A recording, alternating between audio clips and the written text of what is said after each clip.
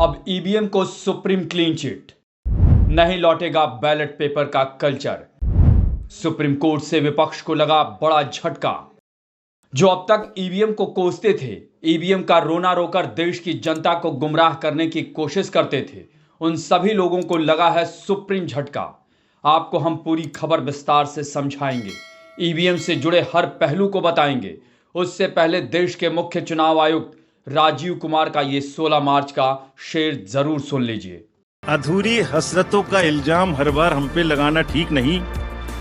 वफा खुद से नहीं होती, खता ईवीएम की कहते हो।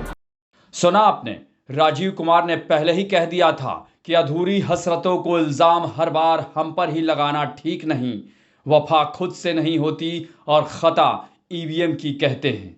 आज राजीव कुमार के इस शेर पर सुप्रीम मोहर भी लग गई है। जी हां दोस्तों, सुप्रीम कोर्ट ने अपने फैसले में साफ कर दिया है कि मतदान ईवीएम मशीन से ही होगा। इतना ही नहीं, कोर्ट ने यह भी साफ किया कि ईवीएम वीवीपैट का 100% मिलान नहीं किया जाएगा। 35 दिनों तक वीवीपैट की पर्ची सुरक्षित रहेगी। ये पर्चियां उम्मीदवारों के हस्ताक्षर के साथ सुरक्षित होंगी। देश की सबसे बड़ी अदालत ने इसको लेकर दाखिल सभी याचिकाएं खारिज कर दी हैं। साथ ही चुनाव आयोग को कई तरह के नए तरीकों पर अमल करने का भी आदेश दिया है। याचिकाकर्ताओं में से एक की तरफ से वरिष्ठ अधिवक्ता प्रशांत भूषण सुप्रीम कोर्ट में पेश हुए थे। फैसले के बाद प्रशांत भूषण ने बताया, सुप्रीम कोर्ट ने उनकी सभी मांगों को खारिज कर दिया है। उन्होंने कहा कि हम लोगों का कहना था कि ईवीएम में प्रोग्रामेबल मेमोरी होती है, क्योंकि सिंबल लोडिंग की जाती है। इसमें कोई मैलिशियस प्रोग्राम यानी खराब प्रोग्राम, ऐसे में इनसे छेड़छाड़ किया जा सकता है। इस वजह से यह जरूरी है कि वीवीपैट के पेपर का पूरा ऑडिट होना चाहिए। सभी वीवीपैट स्लिप को काउंट करना चाहिए। वीवीपैट में भी काला शीशा लगा हुआ है। सुप्रीम कोर्ट के इस फैसले के बाद चुनाव आयोग ने प्रतिक्रिया दी है। चुनाव आयोग ने कहा है कि कोर्ट के इस फैसले के बाद अब किसी को शक नहीं रहना चाहिए। अब पुराने सवाल खत्म हो जाने चाहिए। सवालों से वोटर के मन में शक पैदा होता है।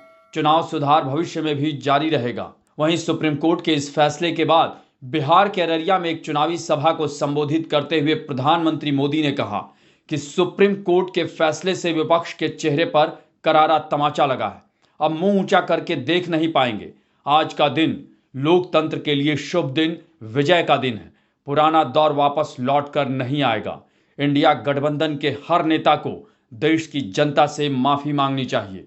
अब इस पूरे मामले में यह समझिए कि वीवीपैट क्या है और कैसे काम करता है। भारत इलेक्ट्रॉनिक्स लिमिटेड और electronic corporation of India limited ने 2013 में वीवीपैट यानी voter verifiable paper audit trail मशीनें डिजाइन की थी। ये दोनों वही सरकारी कंपनियां हैं जो ईवीएम यानी इलेक्ट्रॉनिक वोटिंग मशीन भी बनाती हैं। वीवीपैट मशीनों का सबसे पहले इस्तेमाल 2013 के नागालैंड विधानसभा चुनाव के दौरान हुआ था। इसके बाद 2014 के लोकसभा चुनाव में कुछ सीटों पर भी इस मशीन को लगाया गया। बाद में 2017 के गोवा विधानसभा चुनाव में भी इसका इस्तेमाल हुआ। 2019 के लोकसभा चुनाव में पहली बार वीवीपैट मशीनों का इस्तेमाल देश भर में किया गया। उस चुनाव में 17.3 लाख से ज्यादा वीवीपैट मशीनों का इस्तेमाल किया गया था। दरअसल वोट की प्रक्रिया में पारदर्शिता लाने के लिए वीवीपैट को लाया गया था। यह मशीन ईवीएम से कनेक्ट रहती है।